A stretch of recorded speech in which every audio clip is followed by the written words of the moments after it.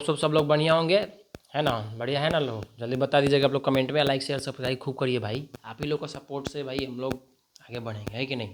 और आपको तो हम पूरा एकदम जोड़ निचोड़ निचोड़ के पढ़ाएंगे। जैसे कि चलिए अभी हम लोग एक लेसन पढ़ेंगे जिसका नाम है geographical diversity of India. Babu book देना वो। तो देखिए इसमें सबसे पहले समझना है कि हम लोग के इस लेसन का नाम क्या था, इसे अभी जस्ट बताए थे।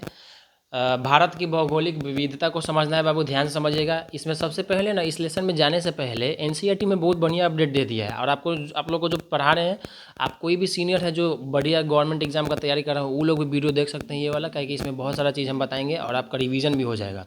देखिए सबसे पहले श्री अरविंद के बारे में जानना है। वो अरविंद जो है ना वो एक बहुत अच्छे कवि यानी कि राइटर हैं, समझ में आ गया? इनके बारे में थोड़ा सा बता देते हैं। तो श्री अरविंद का जो जन्म है वो हुआ था 1872 में, यानी कि 15 अगस्त 1872 में हुआ था कोलकाता में। ठीक है, ये अपना सारा पढ़ाई जो है इंग्लैंड में पढ़े हुए थे और फिर यहाँ पे वापस भारत में आए। तो इनका भारत का स्वतंत्र सेनानी में मतलब बहुत बड़ा इनका ये योगदान रहा था, समझ में आ गया? इसके अलावा क्या है कि इनके बारे में थोड़ा बता देते हैं आपको। ठीक है, तो श्री अरबिंदो जो है इनका 1872 में जन्म हुआ था और 1950 में डेथ कर गए थे। ये महान कवि, दार्शनिक और योगा के टीचर माने जाते थे। ठीक है, स्वतंत्रता सेनानी भी थे। ठीक है, उनका जीवन जो है क्रांतिकारी रणनीति से शुरू होकर आध्यात्मिक, यानी कि क्रांतिकारी समझ रहे हैं ना, लड़ने वाला, लड़ने का वैसा इंसान थे वो। और आध्यात्मिक मतलब कि एकदम योगा जैसा ओम नमः शिवाय वाला पूरा जाप उप करने वाले ऐसे आदमी थे, समझ में आ गया? ये पूरा पढ़ाई वढ़ाई जो है अपना सब इंग्लैंड में किए हुए थे।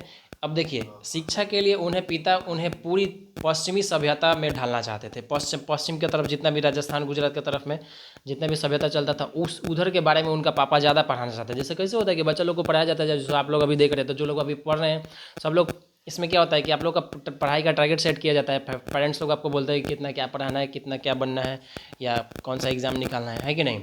तो इनको पढ़ाना चाहते, वो पश्चिमी सभ्यता पढ़ाना चाहते थे, इसलिए उन्हें कम उम्र में ही वो इंग्लैंड भेज दिए। उन्होंने कैम्ब्रिज विश्वविद्यालय यानी कि कैम्ब्रिज यूनिवर्सिटी से शिक्षा प्राप्त किए थे, पढ़ाई किए थे वहाँ से, और बहुत सारा यूरोप का भाषा पर महारत हासिल कर लिए थे, समझ में आ गया? भारत जब यहाँ पे लौटे थे तो स्वतंत्रता संग्राम के में सक्रिय हो गए। सक्रिय मतलब समझ में आ रहा है ना, अच्छे हो गए उसमें धीरे धीरे। वे गरम दल के नेताओं में से एक थे, मतलब गरम दल में से एक नेता इसमें आते थे। उन्होंने वंदे मातरम और जैसे समाचार पत्रों के माध्यम से ब्रिटिश शासन के खिलाफ लेख लिखे थे। लेख समझते हैं, जैसे बोलते हैं कुत्ता पर लेख लिखो, गाय पर लेख लिखो, वैसे ही लेख लिखे थे। किसके बारे में? किसके बारे में लिखे थे लेख? समाचार पत्रों के माध्यम से, या फिर और वंदे मातरम जैसे समाचार पत्रों के माध्यम से ये सब लिखे थे। 1908 में इनको बम हत्याकांड में जेल में डाल दिया गया था। ठीक है, 1908 में उन्हें अलीपुर बम कांड में के सिलसिले में उन्हें जेल जाना पड़ा था। जेल में रहने के दौरान ही उनका जीवन में एक बहुत गहरा आध्यात्मिक मोड़ आया, तो वहाँ से बहुत सारी चीज़ें उनको बदली, समझ में आ गया?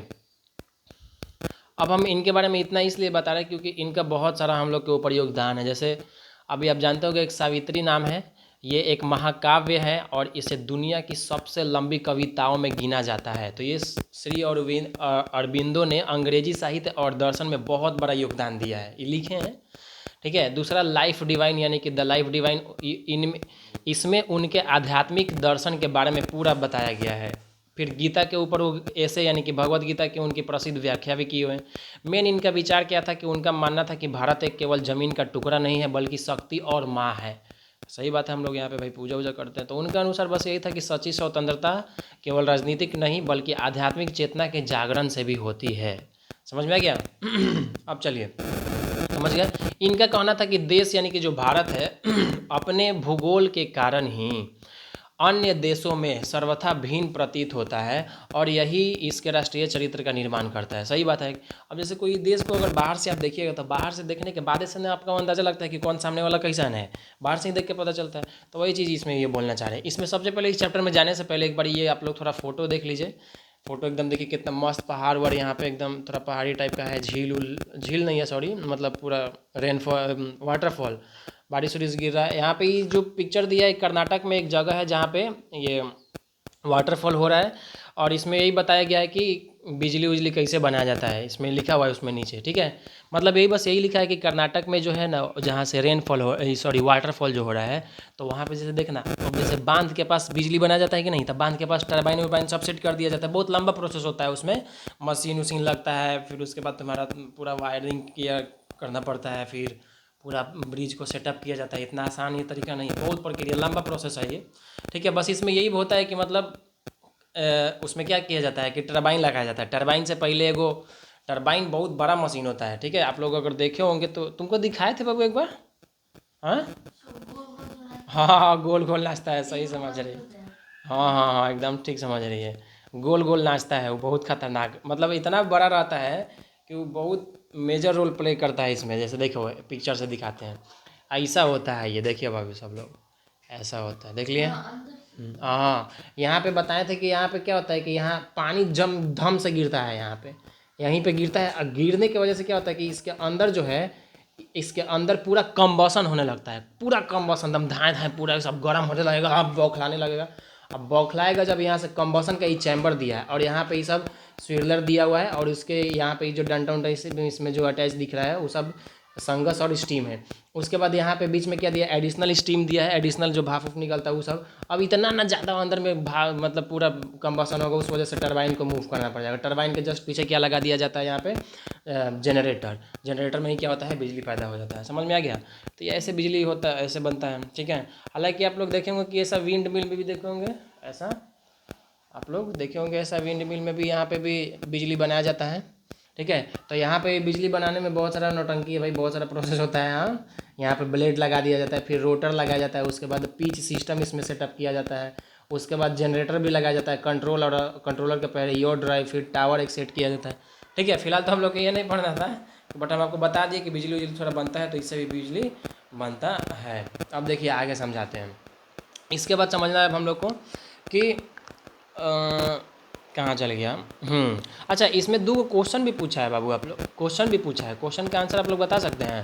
क्वेश्चन में बस यही पूछा है कि भारत का कुछ मतलब भौगोलिक विशेषताएं क्या है, फीचर्स क्या है। तो क्या कहिएगा कि यहाँ के प्लेन्स, पठार, प्लेट्यू, नदी, मैदान सब अलग अलग है, सबका सब जैसे पहाड़ी हिसाब से सब अलग अलग है। सीढ़ीनुमा खेती होता है वहाँ पे, पानी आएगा ढह के चल जाएगा, समझ में आ गया। ये सब बहुत सारा चीज़ है। भारत का भौगोलिक विशेषताएं आपका जीवन को कैसे प्रभावित करता है, भाई जीवन को तो प्रभावित करता ही है। अब मान के चलो कहीं का क्लाइमेट बार बार बारिशें होने वाला था, तो उसका जीवन नहीं तबाह हो जाता है सब। अब जैसे अभी मान के चलो बिहार में अभी जो आ रहा था, अभी गर्मी में बारिश हो रहा था, उस वजह से गेहूँ बहुत बर्बाद हुआ, गेहूँ का फसल बहुत लोग का बर्बाद हुआ, आंधी तूफान में कितना एकदम कि, बट फिर उसके बाद वेदर सही हो गया। अभी जस्ट अभी गेहूँ कटनी होगा ना, हाँ, तो गेहूँ का कटनी अभी पूरा इधर न्यूज व्यूज में दिया हुआ था पूरा ये सब। तो अब जो है धूप उप निकलेगा, सूखेगा, तो फिर थोड़ा धीरे धीरे ठीक होगा, तो लोग काट उठ के फिर गेहूँ कटनी उटनी सब कराएंगे, समझ में आ गया। तो ये सब चीज़ें हैं। देखिए इसमें थोड़ा सा 1984 के बाद बताते हैं। 1984 में अंतरिक्ष में जाने वाले सबसे पहले भारतीय हैं, जिनका नाम क्या था, राकेश शर्मा। वो अंतरिक्ष यात्री में जाने जाते हैं राकेश शर्मा, तो ऐसे भी फेमस है, वो पहले से ही हम लोग उसमें उनको देखते आए हैं किताब में, है कि नहीं। जब उस टाइम इंदिरा गांधी प्रधानमंत्री हुआ करती थी, वो बोले वो जो है ना, वो प्रश्न किए, प्रधानमंत्री जो इंदिरा गांधी थी, वो पूछी थी ना कि ए राकेश शर्मा, ऊपर से भारत कैसा दिखता है, तभी बोले मैं साले जहाँ से अच्छा हिंदुस्तान हमारा हमारा, मतलब सिंपल है कि सारे जहाँ से अच्छा हिंदुस्तान हमारा, मतलब वो बोले ना कि सारे जहाँ से अच्छा, सबसे अच्छा हम ही लोग का भारत देश है, उन्होंने उत्तर दिया। ये विश्व, अच्छा आप लोग को पता होगा कि जो सारे जहाँ से अच्छा है वो 20वीं सेंचुरी का एक शुरू का एक बहुत बढ़िया कविता का श्लोक है। अब बहुत बच्चे लोग ये सब सुना भी होगा, है कि नहीं, समझ में आ रहा है, आ रहा है ना और कह रहा है अब देखो इस किताब के लास्ट में मतलब बस ये है कि मतलब इसका मानचित्र जो रहता है ना, मैप, उस मैप को देखना होता है, ठीक है। फिलहाल पहले आगे देखो इसमें क्या क्या दिखाई दे रहा है, वो सब अलग अलग प्रकार का तुमको पर्वत, पठार, मैदान, ये सब तुमको दिखेगा। देखिए आप लोग देखे हैं बाबू, बताइए। नहीं देखे हैं तो देखिए, भारत को नक्शा देखिए आप लोग भाई, नक्शा देखिए यहाँ पे, एकदम भारत का नक्शा ध्यान से देखिए, गर्दा उड़ाइए, देखिए भाई, देखें। अच्छा हम कैसे दिखाएंगे कि सीधा रहेगा, ऐसे ये ऐसे चलो देख समझ में आ ही रहा है, सीधा हो रहा है। अब देखिए आगे, देखिए तो इसमें हम क्या है कि जैसे इसमें जब हम लोग इसमें नोटिस करेंगे तो इस सब नक्शा में देखेंगे कि क्या क्या दिखाई दे रहा है। तो इसमें भू आकृति दिखाई दे रहा है, ज़मीन का अलग अलग आकृति दिखाई दे रहा है, जिसमें पर्वत है, पहाड़ है, पठार है, मैदान है, ये सब चीज़ें दिए हुए है कि नहीं। अलग अलग रंग से इसका हम लोग अलग अलग रंग से उसमें लिखा हुआ रहता है कि नहीं। जैसे ग्रीन ग्रीन रहेगा तो उसे मैदान पता चलता है, और डार्क ग्रीन रहेगा तो घना जंगल पता रहेगा, ऐसे ट्रायंगल करके रहता है तो पहाड़ रहता है। तो फिजिकल नक्शा तो आप लोग क्लास 6 में पढ़वे किए होंगे या 5 में। चलिए आगे,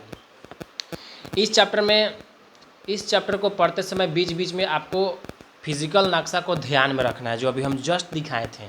समझ में आ गया कि नहीं? तो उसको ध्यान में रखना है, ठीक है। उसके बारे में हम आपको बताएंगे अभी धीरे धीरे करके, ठीक है। अब चलिए आगे समझते हैं कि क्षेत्रफल की दृष्टि से भारत विश्व का सबसे 7वां नंबर पर देश आता है कि नहीं। कहा तुम नौटंकी कर रहा है यार, गजब लड़का है, लेकिन 6 महीना है, ठीक है। और भारत को जब देखेंगे, भारत का नक्शा जब देखेंगे तो पॉलिटिकल नक्शा में भी दिख जाएगा कि 7 गो उसका पड़ोसी, 6 गो की 7 गो पड़ोसी देश दिखेगा। देखिए गिनवाते हैं, पाकिस्तान, बांग्लादेश, नेपाल, भूटान, श्रीलंका और म्यांमार, 6 गो। ये 6 देश दिख जाएगा। तो ऑप्शन में अगर क्वेश्चन में रहेगा तो कई गो मारना है? 6 गो, ठीक है। पाकिस्तान, बांग्लादेश, नेपाल, भूटान, श्रीलंका और म्यांमार, इस सब के बीच में मिल के बहुत बड़ा भूभाग यानी कि मतलब पूरा ज़मीन का एक निर्माण करता है कि नहीं। समझ में आ गया? भूभाग का निर्माण करता है, जिसे भारतीय उपमहाद्वीप के नाम से भी जाना जाता है, यानी इंडियन सब कॉन्टिनेंट के नाम से जाना जाता है। समझ में आ गया? डन। अब चलिए आगे देखिए, इस चैप्टर में भूभागों के विषय में ही मतलब चर्चा करेंगे हम लोग, इसको एकदम ध्यान से समझेंगे। सबसे देखिए इसमें भू आकृति के कुछ विशेषताएं समीप से देखने पर, यानी कि उसका विशेषता जो है भू, उसका एकदम सामने से जब देखेंगे तो देखने पर कैसा प्रतीत होता है, इसी सब बिंदु पर एकदम देखो उस पर। हालांकि तो विस्तार पूर्वक समझना थोड़ा सा टफ होता है कि बट क्योंकि भारत एक बहुत बड़ा विविध कंट्री है, डाइवर्स कंट्री है। कितना कितना नोटिस करोगे कि कहाँ पे कितना रेनफॉल हो रहा है, कहाँ कैसा क्लाइमेट है, कहाँ कितना बारिश हो रहा है, दिमाग का दही हो जाएगा, है कि नहीं। इसका जो है देखिए, तो हम आपको पहले अच्छा से समझाते हैं, बारी बारी करके सब धीरे धीरे। अब चलिए देखिए, हिमालय का माउंटेन रेंज समझाते हैं आपको, ठीक है। माउंटेन रेंज यानी कि हिमालय पर्वत श्रृंखला। देखिए ये किधर पड़ता है? उत्तर में, यानी कि नॉर्थ दिशा में पड़ता है, ऊपर की तरफ। तो नॉर्थ दिशा में एक प्राकृतिक प्राचीर के रूप में खड़ा है कि नहीं। जबकि थार मरुस्थल अरब सागर की पश्चिमी सीमा बनाता है। इधर है कि नहीं सब, इधर ईस्ट है, इधर वेस्ट यानी कि पूरब, इधर पश्चिम। तो इधर जितना भी है पश्चिम मतलब क्या होता है कि इधर पश्चिमी है ना। तो इसमें हम ये बता रहे हैं कि पश्चिमी कहाँ चला गया भाई इसमें का। अब आगे समझिए, तो हिमालय माउंटेन रेंज जो है नेचुरल बैरियर की तरह काम करता है नॉर्थ में, जबकि थार डेजर्ट और अरेबियन सी यानी कि अरब का सागर जो है वेस्टर्न लिमिट में, यानी कि इधर में है, जो बता दिए। साउथ की तरफ यानी कि नीचे की तरफ जाएंगे तो इंडियन ओशियन मिलेगा, हिंद महासागर, है कि नहीं। To the east Bay of Bengal, east में यानी कि इधर जाएंगे तो क्या मिलेगा आपको? बे ऑफ बंगाल यानी कि बंगाल की खाड़ी मिलेगा। ये सब बहुत अच्छा नेचुरल बाउंड्री बनाता है सब, ठीक है। समझ में आ गया? ऐसा एकदम बढ़िया सा ये सब बनाता है सब, समझ में आ गया? इसी को गोल्डन क्वाड्रिलेटरल कुछ करके बोला जाता है, ठीक है। अब आगे देखिए, अब देखिए इसके बाद ये हो गया, यही ज्योग्राफिकल फीचर जो है सेपरेट करता है इंडिया को, और बाकी सारे कॉन्टिनेंट को भी सेपरेट करता है, अलग अलग करता है कि नहीं। और यही जो है सबसे क्रूशियल रोल प्ले करता है, इसी की वजह से कि कहाँ का कितना बारिश होगा, कितना क्या इतिहास होगा, जलवायु कैसा रहेगा, ये सब है कि नहीं। आपको लैटिट्यूड और लॉन्गिट्यूड पता है क्या होता है? हाँ, देशांतर रेखा, विषुवत रेखा, कर्क रेखा, विषुवत रेखा पता है। देखिए सीधा बात में एक बार मैं आपको लोग को समझाते हैं कि देखिए ये जो दिख रहा है, तो यहाँ पे देखेंगे एगो स्केल टाइप का दिख रहा है, ऐसा गोल गोल। अरे बाप रे, देखो यहाँ पे इधर जो स्केल टाइप का दिख रहा है, तो इसमें बीच में आपको एगो मिलेगा यहाँ पे 0। देखिए यहाँ पे 0, यहाँ इस जगह एकदम उंगली के सामने 0, ठीक है।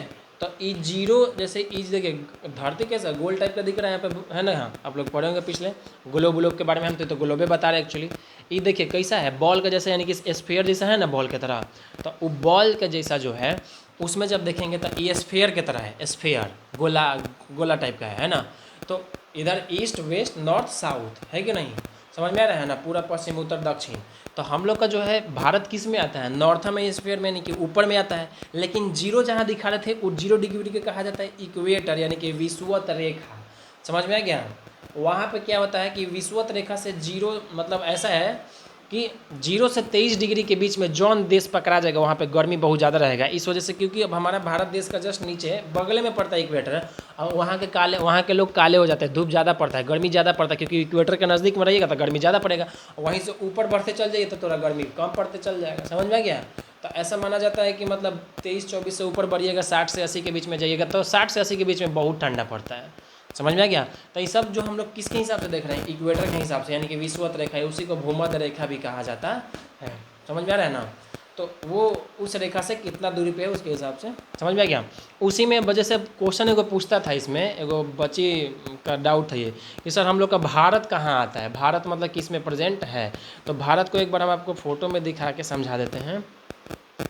तो चलिए ध्यान से देखिए, भारत हम लोग का कहाँ है। यहाँ देखिए इस मैप में जब आप लोग देखेंगे ध्यान से, तो यहाँ पे इधर आइएगा थोड़ा सा इस साइड, मतलब सॉरी नीचे आइए, पहले नॉर्थ में आइए, नॉर्थ में यानी कि इधर देखिए, ये जो इक्वेटर से बाबू, इक्वेटर से हमारा भारत कहाँ दिखता है, तो नीचे की तरफ 8 डिग्री 4 मिनट, यानी कि इक्वेटर से 8 डिग्री का एंगल पे है। और मिनट क्या होता है, 4 ऐसे ऊपर लगाया रहता है मिनट। उससे क्या पता चलता है कि इक्वेटर से हमारा भारत देश कितना दूरी पर है, हम कितना देर में वहाँ पे पहुँच सकते हैं। समझ में आ गया। तो यहाँ कन्याकुमारी है, और यहाँ सबसे ऊपर वाला जो दिया है 37 डिग्री 6 मिनट नॉर्थ। तो ये भी क्या है, पोजीशन ही दिखा रहा है, लेकिन इसमें तो हम लोग देखें साउथ से नॉर्थ तक, यानी कि नीचे से ऊपर तक का समझ गए। समझ में आ गया। ठीक है। अब इसके बाद वाला में दूसरा में दिखाते हैं। अब देखिए यहाँ पे अब ये देख लिए, अभी जस्ट भारत को जो दिखा रहे थे हम आपको, तो यहाँ देखिए आपको इधर दिखेगा, इधर एकदम यहाँ पे ईस्ट के तरफ 68 डिग्री 7 मिनट बाबू। अब देखिए तो यहाँ पे जो है इधर ईस्ट के तरफ 68 डिग्री 7 मिनट ईस्ट के तरफ, इधर वेस्ट के तरफ 97 यानी कि 97 डिग्री और 25 मिनट ईस्ट के तरफ। समझ में आ गया। मतलब ये जो भी बता रहे हैं ना, हम अभी जस्ट बताए थे, ऊपर वाला भी नॉर्थ और नीचे वाला भी नॉर्थ, ठीक है, और इधर वाला ईस्ट है, इधर वाला भी ईस्ट। ये सब जो डायरेक्शन, ये जो हम लोग को पता चल रहा है डिग्री और मिनट, वो सब इक्वेटर से पता चल रहा है कि वो कितना दूरी पे है, और ये सब समझ में आ गया। इसके आगे आपको अगला वीडियो में बताएंगे, और आपको भी अगला दिन समझा देंगे। तब तक के लिए फिर मिलते हैं अगला वीडियो में। तब तक आप लोग लाइक शेयर सब्सक्राइब अपने दोस्तों को भी भेजिए, ताकि वो लोग भी पढ़े, है कि नहीं। चलिए ठीक है।